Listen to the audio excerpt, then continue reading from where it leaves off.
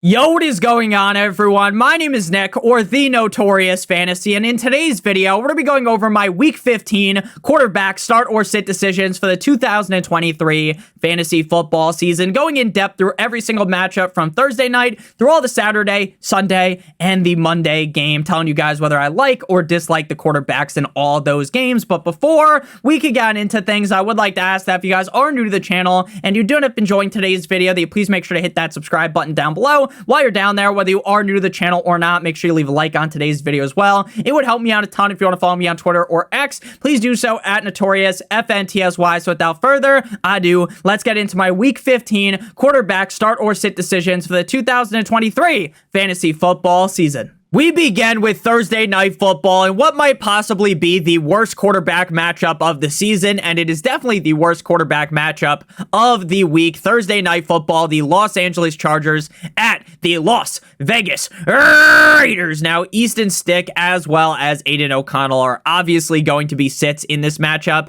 Easton Stick filled in for Justin Herbert last week against the Denver Broncos, going 13 of 24 for 179 yards, and even if Easton Stick magically pulls a rabbit out of a hat, right, and plays somewhat decently, I just don't see him getting even remotely close to being a top 20 quarterback. We've seen the Raiders defense at points this season percolate and play pretty decent. So while, again, the Chargers offense, they've got Eckler, they've got Keenan Allen, and it wouldn't shock me if Eckler and Allen have fine days. But at the end of the day, I don't think Easton Stick is going to come close to the top 18, the top 20. So he is definitely a sit for me. Aiden O'Connell has only had one game inside of the top 20 this season and has a grand total of 0 games with over 15 points. Now, even up against a Chargers defense that I would deem as a steaming pile of dog shit, I still don't think that Aiden O'Connell will be a top 24 quarterback. He is a clear sit for me. And there's also a report, the little birdies are chirping, that Aiden O'Connell might not even be the starting quarterback this week. They might go to Jimmy Garoppolo or Brian Hoyer. Either way, we're sitting the starting quarterback of the Raiders. Now we move to the beginning of the Saturday slate. 3 games on Saturday. First up, we got the cold like Minnesota Vikings at the Cincinnati Bengals at 1 p.m. Eastern Standard Time. Now, Jake Browning turned into Patrick Mahomes over the last 2 weeks with back-to-back top 4 performances. Last week up against the Colts, he went 18 of 24 for 275 passing yards with 3 rushes for 7 yards, 3 total touchdowns, and 1 INT. Now, I'm not going to sit here and give Jake Browning the Gawk Gawk 9000 special and tell you guys that I think he's going to finish as a top 5, top 10 quarterback even this week, because the Minnesota Vikings defense is a tough puzzle to solve. I still think at the end of the day, he will finish as a top 18 quarterback, but right now I am not as excited about him as I would be if he was going up against like the Colts defense, for example. I'd be a lot more excited because he just balled up against the Colts last week, so he should finish as a top 18 guy.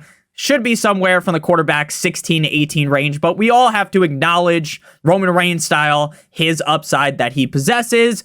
Nick Mullins. Now, 9-inch Nick Mullins in 17 starts has passed for 4,552 passing yards and 24 passing touchdowns. To me, it feels like Nick Mullins is a little bit underrated. And though, while I say that, even with the report that Justin Jefferson is suiting up, I wouldn't get cute and play Nick Mullins, right? This is, for most people, the fantasy playoffs. If it's not the fantasy playoffs for you, this is the week before the fantasy playoffs.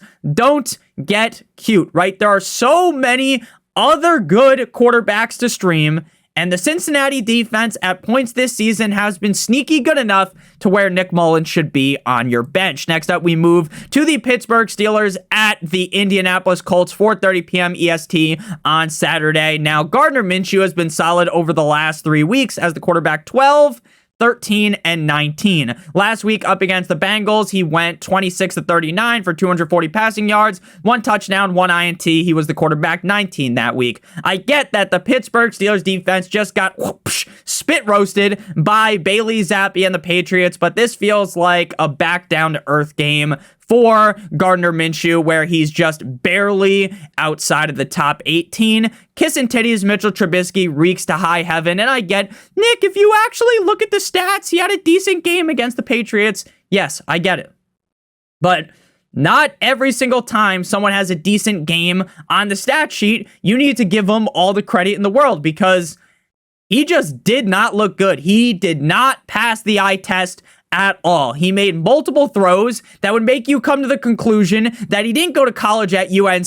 He went to the school of blind and deaf. This guy is absolutely atrocious. Do not, in any means, get cute, get a little, read the stats, get a little flustered, right? Don't get flustered by Mitch Trubisky. Sit him. Next up, we move to the final game on Saturday, the Denver Broncos at the Detroit Lions. Now, Mr. Unlimited, ever since coming out the bye week, has been cooking up a 5-star Michelin meal. Last season, he was cooking up fucking Kraft mac and cheese, and it's like one of those cups where it's like a Kraft mac and cheese cup. You're supposed to put the water in it, and instead of putting the water in it, he just put it directly into the microwave, and it set the shit on fire. That's what he did last season. His restaurant went ablaze, Artie Bucco style. So 7 straight games as a top 18 quarterback. Last week up against the Chargers, I definitely feel as though he could have played a little bit better based upon the matchup. Again, the Chargers defense is pretty bad, but hey, he was still a top 18 guy, now facing up against a Lions defense that is ripe for the taking. I really do expect Russell Wilson to put up a big show like the wrestler and finish as a top 12 quarterback. Now, Jared Goff rode the struggle bus. He was on the struggle express last week up against the Bears in Chicago as the quarterback 25, scoring less than 10 fantasy points. He threw for just 161 yards and a tug with 2 INTs. The Lions are up against the ropes right now, right? I don't think they're going to hit him with a nice rope-a-dope, right? I think that the Lions might get fucking knocked out of the ring here if they're not careful up against the Denver Broncos, especially with the Green Bay Packers and the Minnesota Vikings. Like, it's not like they're out of things in that division. And the Lions have lost 2 out of their last 3 games. And that game up against the Saints, they almost blew it big time. Against the Broncos defense, I expect Goff to struggle again. Now, I don't expect the struggle to be as bad as last week as the quarterback 25. I think he should finish in the quarterback 14 to 16 range. But I'm definitely far from excited to start him. Next up, we move to the Chicago Bears at the Cleveland Browns, the beginning of the 1 o'clock slate on Sunday, Eastern Standard Time. Now, we'll start with Justin Fields. Now, Justin Fields looks like the Justin Fields that we came accustomed to last season, last week up against the Lions. Sure, he still isn't that elite passer or even a great passer like he was in college, but the rushing upside is there. And with DJ Moore and Justin Fields having that fucking telepathic connection, Fields has quickly become a top end start in my book. I get that the Browns defense is scary, but we have all seen games where the Browns defense has struggled, and no defense is perfect. Nobody's perfect, right? So here, up against the Browns, I expect Mr. Fields to be a top 8 quarterback. Joe Flacco. Now, when it comes to the Bears defense and breaking them down, they're actually pretty solid against the run as of recently, but they're still pretty against the run, or up against the pass, I should say, right? They're good against the run, no bueno against the pass. Cool Joe Flacco has been a top 13 quarterback in back-to-back weeks and dissected the Jacksonville Jaguars defense last week like they were a frog in sophomore science class, right? 311 passing yards, 3 tugs, 1 INT. The best thing about Joe Flacco is the fact is the Browns have 2 great running backs, right? They got Jerome Ford F-150, they got Kareem Hunt, but they still let Flacco throw the ball like 45 times every single week. He is a fringe start because I feel like we all know how this goes with Flacco, right? He's really looking good, and then after a couple of games, right, the arm will start to give out. He'll hop back on the struggle bus like he was last year with the Jumbo Jets. But this week against the Bears, I think he'll be fine. But again, I will acknowledge that the potential fall off is in the back of my mind. Next up, we got the Tampa Bay Buccaneers at the Green Bay Packers. Now, Jordan Love me tender, love me sweet, on paper, had an absolutely disgraceful game up against the Giants on Monday Night Football in MetLife, right? The Packers lose to Tommy DeVito, the Italian stallion, and the Giants in a game where everyone expected the Packers to absolutely butt fuck the Giants. But And this is a big but. Shout out Kim Kardashian. If you actually watch the game, you would realize that Love looked good. Now, the stats didn't go his way. I get that the quarterback 22 might have been the reason why you lost last week, right? In a matchup, again, that every single person across the United States of a fucking America would have thought that Jordan Love would have a good game. But, again, Love made multiple great throws that just weren't caught. He even did the Mahomes thing in the Super Bowl where he dove and threw the ball and it looked like a touchdown and the guy dropped it, right? So, again, I'm not sitting here glazing Jordan Love. I'm not dick riding Jordan Love, but I will say, and again, I'm not trying to tell you, oh my God, he's the next Mahomes or something, but I'll tell you that ever since the bye week, he's been a reliable top 12 quarterback, and I think he gets back on the saddle like Jamie Foxx this week in Django Unchained. For Baker Mayfield, he's a fringe start for me. We just saw Tommy DeVito dice up the Packers defense, Fruit Ninja style, so that does give me a little bit more confidence. It does put another nice feather in the cap of Baker this week. But again, it's still Baker Mayfield. It'll probably end up finishing somewhere from quarterback 16 to 20. Last week, he played up against Atlanta. He went 14 of 29 for 144 yards, but he made up for the lack of yards, the lack of completions, with 3 touchdowns and 0 INTs. Again, I'm not going to sit here and just say that I'm super excited about Baker, because I'm not. He's a fringe start. But again, some teams, they don't have a lot of options at quarterback. Next up, we got the Houston Texans at the Tennessee Titans. If you guys have enjoyed today's video thus far, make sure you guys hit that subscribe button down below as well as hitting that like button. It would help me out a ton. So CJ Stroud was not at practice today on Wednesday. Obviously, by Sunday, he could make it out of the concussion protocol. But as of right now, it's pretty safe to assume that Davis Money Mills will be under center. We have seen Mills play good in the past, but even up against the Titans defense, I think it would be kind of insane to start old Jeffrey the Giraffe Neck Davis Mills. So he's just got to be a sit for me. Will Levis ripped my heart out on Monday night, as this man turned into the great value Walmart version of Josh Allen. He went 23 of 38 for 327 yards and 1 touchdown with an INT.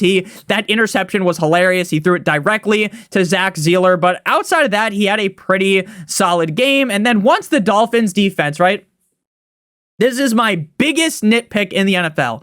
They went into prevent defense. This is a game where we should have put a fucking bow on the game. This is a game where the Dolphins played like absolute dog shit and should have won by 14. But instead, Vic Fangio goes into prevent defense, and the only thing prevent defense does is prevent you from winning. And Will Levis took advantage of all of the holes in the defense and made a huge comeback. Props to him.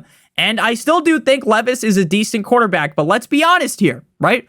Let's take a look at his stats. 2 of 7 starts, he had more than 1 touchdown. 3 of 7 starts, he had 0 touchdowns. I think the Texans defense is good enough to make him finish outside the top 20. I like Will Levis, the Mayo man himself, but I would not be starting him. Next up, we got the New York Jumbo Jets at the Miami Dolphins. Now, this is a game that on paper, in my head, I had this penciled in as a big fat W for the Dolphins. But not only as a Dolphins fan do I need a win, I need the Miami Dolphins to beat the dog shit out of the Jets. I need Tua Tagovailoa to go out there and slap his cock across the face of Sauce Gardner, DJ Reed, and Robert Saleh. I need Tua Tagovailoa to send the Jets defense into a metaphorical coma. I need the Dolphins offense to step up here and slap them around. Now, is that going to be the case?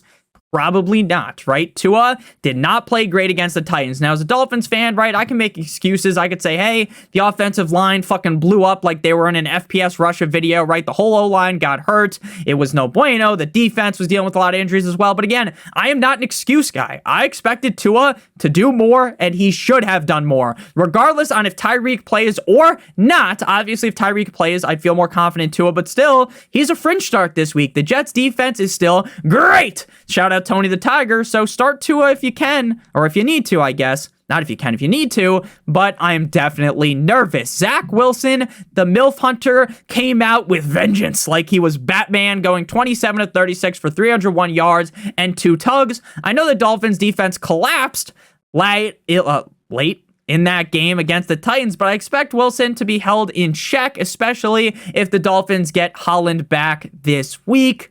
I would stay away from Zach Wilson. Next up, we move to the Kansas City Chiefs at the New England Patriots. Now, I'm going to talk about the Chiefs a little bit, and Patrick Mahomes has been down bad, down astronomical in back-to-back weeks. The man was crying after the game, giving Josh Allen a hug. Oh man, I wish I could sound like Kermit the Frog, right? Oh man, the refs really fucked us, didn't they, Josh? Right? All this complaining after Kadarius Toney was definitely offsides. It wasn't like a tic-tac call. He was offsides. And the NFL this year has made an effort to call more offensive offsides. If you want to be mad at the refs, try being a Dolphins fan, right? Again, I'm not mad at the refs anymore. I don't give a fuck. I don't blame the refs. The Dolphins should have beaten the Titans. But let's be honest with you. Have you ever seen a delay of game called on the defense? The answer is no. The answer is no. Now, again, I'm not going to complain about the refs. I know, Nick, you just did. Look, the Dolphins lost because the Dolphins got fucked. They suck, right? They fucked the game up. They can only blame themselves. I'm not blaming the refs. But Mahomes crying about the refs makes him look like an idiot. I get that he has 2 rings, and most NFL fans would fucking suck this guy's cock, slob on his knob like corn on the cob for him to be the starting quarterback of their team. But holy fuck, complaining about a call that should have been made, right? This wasn't some ticky-tack bullshit. It had to be made is hilarious. It is hilarious because this man won a Super Bowl last year because of a tic-tac call. Don't get me wrong. He's still the best quarterback in the NFL, and his wide receivers are absolute dog shit. But geez, I just was shocked to see him do that. Again, I don't want people to think I'm some type of Mahomes hater. I don't hate Patrick Mahomes. But I just don't think you can blame the refs when the refs are blowing this guy Mia Malkova style every single week, right? The Jets should have beat the Patriots. Not the Patriots. The Jets should have beat the Chiefs. But the refs played a factor in that. The Eagles could have easily won the Super Bowl, but the refs helped Mahomes. So again, I'm not some NFL rigged guy, right? I'm not. But it is super frustrating to see a guy complain like this when the refs love him. Against the Patriots, I expect him to break out that funk, and I will have him ranked as a top 8 quarterback, but I'd be lying straight to your face if I told you that I was fully confident that he would finish that highly. Bailey Zappi, the Zappinator, went crazy last week. Bro transformed into fucking Tampa Bay Tom Brady. All right, not really. He turned into Tom Brady from the Patriots, going 19 of 28 for 240 yards and 3 touchdowns with an interception. I love Bailey Zappi, but up against the Chiefs defense that I get maybe in a bit of a slump right now, I think they could break out of it. This could be the slump buster game. I definitely would be sitting down Bailey Zappi. Interesting to note, it appears that Bill Belichick is 100% getting fired after this season based upon all the reports I've read. Next up, we got the New York Football Giants at the New Orleans Saints in the Dome, the Superdome, I believe it's called. But before we break down the Saints versus the Giants at the quarterback position, as well as the rest of the games up until Monday Night Football, I would like to give you guys a quick word for our friends and our sponsor over at Underdog Fantasy. Underdog Fantasy is the best place to play Pick'em in the whole entire universe for the NFL, and they have a great offer for you guys today that we'll be talking about in just a couple of seconds, right after I explain how the NFL Pick'em game works. So we're going to be talking about one of the Saturday games here, the Steelers at the Indianapolis Colts, and we have to pick a minimum of 2 players from at least 2 different teams. So they have a bunch of games up right now. As we get later on into the week, there are going to be more players to choose from. So we're going to go with, in this game, Steelers at Colts lower than 195.5 passing yards for Trubisky, and we are going to go with higher than 79.5 receiving yards for Michael Pittman. If both of these hit, we will receive 3 times our entry fee. So if you do $5, you'll get out $15. If you do 3 picks, then it would be 6 times your entry fee. 4 picks is 10 times, and 5 picks is 20 times, assuming all the picks hit. If you live in one of these states on your screen right now and use promo code NotoriousFantasy or Notorious, or click on the link in the video description, if you are a new user, you will get a first match deposit bonus of up to $100. If you deposit $100, they give you an additional $100, 50 additional $50, 25 additional $25. The minimum deposit on Underdog is $10. If you have a gambling problem, please make sure you call 1-800-GAMBLER. Back on into things here. Tommy DeVito versus Derek Carr. The Bassin Bison looked solid last week, going 17-21 for 158 yards and 10 rushes for 71 yards and a tug in that matchup against the Packers. That, again, we talked about with the Packers. No one thought the Giants were winning that game. He ran away from the Packers in that game like Italians run away from paying taxes. I can say that because I'm an Italian myself. Again, a decent enough Saints defense here. I just expect DeVito to fall outside the top 20. Now I'm going to root for him to be the quarterback one, but I just don't think that'll be the case. Derek Carr actually pisses me off. I don't know what it is, but he just plays so boring. He's so fucking boring to watch. Last week, he threw the ball 26 times for 119 yards and 2 touchdowns with an interception as the quarterback 21. I wish this team would just pivot to Jameis Winston. They're not going to. The Giants defense may also be a little sneaky good. Sit Carr. Next up, we got the Atlanta Falcons at the Carolina Panthers. Another game I just want to breeze right by. The AFC, or the NFC North. Sorry, I called them the AFC North. The NFC South. I called them the AFC South yesterday, and I corrected myself. I just fucking did it again. I'm a stooge. The NFC South is the most boring division in football. Desmond Ridder was the quarterback 2 last week up against the Bucs, going 26-40 for 347 yards and 2 touchdowns with an interception. A round of applause for Desmond Ridder, right? Great to see him play well. But even up against a laughably bad Panthers defense this week, we all know what is going to happen. Ridder will go from looking great, right, to looking like Ryan fucking Leaf. So stay away. Bryce Young. Now, when it comes to Bryce Young, he's also a sit, just like Ridder. There's something frustrating to watch about Bryce Young. It's because we all know deep down that there's a great quarterback in there, right? But it just isn't going his way. He hasn't scored over 10 fantasy points since week 9. I say this every week. I still think that Bryce Young is a franchise quarterback, and I don't think that we should just throw the book at him, say that he sucks donkey cock after one season, but we're right now, it's week 15 of the 2023 season. We're not just magically going to start him. Next up, we move to the Washington Commanders at the LA Rams, a game that could be pretty high scoring. Start of the 4 o'clock slate here. Sam Howell! While I do have my doubts about Sam Howell due to my belief that the Commanders offense is on a bit of a downward spiral, downward slide here, and because I think the Rams defense is underrated, with all that said, with all of my worries, my woes, this bastard has been a top 10 quarterback in 6 straight weeks. So we just have to rock with him as a top 6 or a top 10 guy.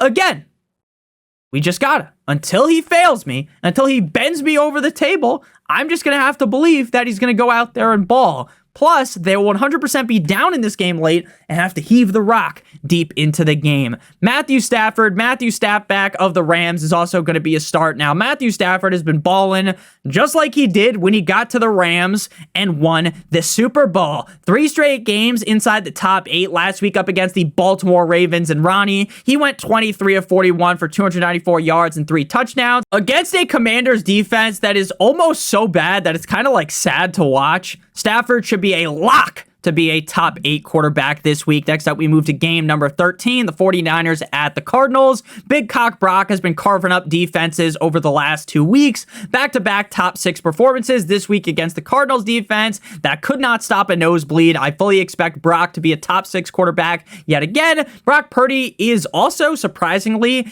the quarterback 5 on the season, which surprised me because he was really struggling for a point in the season, right? When he got hurt, like from week 6 to 8, he was struggling, but still a top 5 quarterback on the season. I definitely like him against the Cardinals. Now, ever since returning from injury for Kyler Murray, he has been a top 18 quarterback every single week. Now, this is going to be his toughest test of the season, right? This is no cupcake matchup. This is no wet dream matchup here up against the 49ers, as that defense is spooky. The 49ers defense, being so good, puts Kyler into a fringe start range. But I still think Kyler finishes inside the top 18 due to his rushing upside, but this could easily be be his worst game of the season. Next up, we got the Buffalo Bills up against the Dallas Cowboys in Buffalo. Dak Prescott, to me, right now, as we're sitting in week 15, should win MVP of the National Football League. Last week was a bit of a down game compared to what we have been used to as the quarterback 14 against the Eagles, but he still had 2 touchdowns with 0 INTs for over 270 passing yards. Against the Bills defense,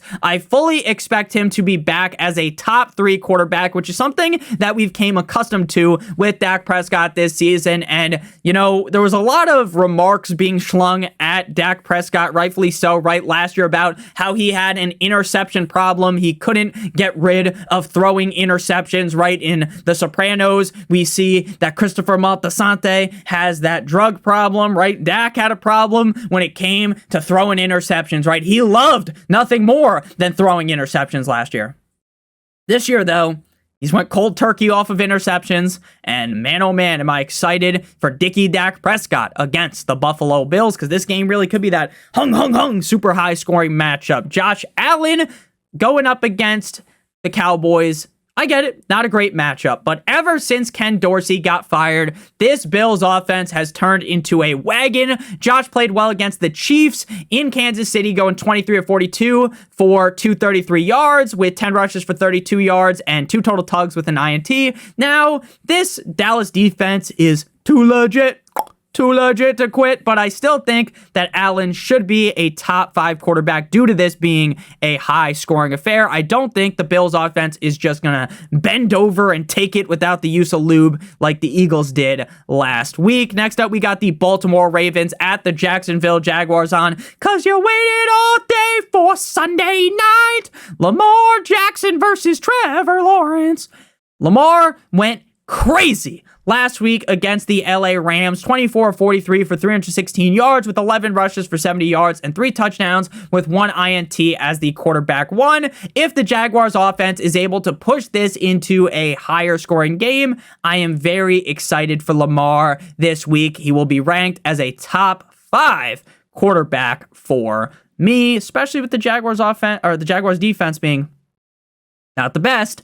Trevor Lawrence definitely did not look like himself last week. Anyone that was watching the game will tell you that. Now, when push came to shove, right at the end of the game, like, he was fine for fantasy, but if you watched, it was like, that really does not look like Trevor Lawrence. I'm still shocked that he even played last week because of how serious that injury was that he suffered against the Jags. Like, now again, I'm as much of a doctor as Johnny Sins, but as just a casual, I'm more than a casual football fan, but as someone that doesn't understand injuries the best, watching a guy go down in pain like that, it's like, oh, he's fucked. Now, again, I don't root for injuries. I was hoping he'd get right back up and run like Tyreek did off the field, right? I was hoping he'd be okay. It looked bad, but he came back last week and maybe he should have waited, right?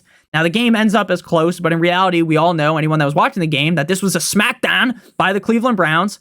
Lawrence went 28 of 50 for 257 yards and 3 touchdowns with 3 INTs. Against the Ravens defense, I expect him to be back at the quarterback 10 to 14 range, but I'm not in love with Lawrence because I will still acknowledge that, hey, he's probably still going to be banged up, and the matchup isn't the best. Next up, we move to the Eagles at the Seahawks, the Battle of the Birds, as I've dubbed it this week on Monday Night Football. Now, Geno Smith missed last week against the 49ers, so horsecock Drew Lock played as the starting quarterback. If Geno is good to go with his groin injury against the Eagles defense that looks like a complete and utter dumpster fire, I would put Geno in the fringe start range. His last game, he was the quarterback 1 in Jerry's world against the Cowboys, so the upside is certainly here for a good game. Again, assuming that he plays, but sitting here on Wednesday right now, that is far from a guarantee. Jalen Hurts did fuck all against Dallas last week in Dallas, 18 of 27 for 197 yards, 5 rushes for 30 yards, no touchdowns, no INTs. Obviously, one game shouldn't make you worry about Jalen Hurts' value, right? But I'm starting to worry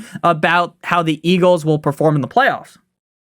Because if your defense looks like that, unless Jalen Hurts puts the team on his back, Dora the Explorer style, I don't know how far that will make them go in the playoffs. Again, maybe I'm overreacting.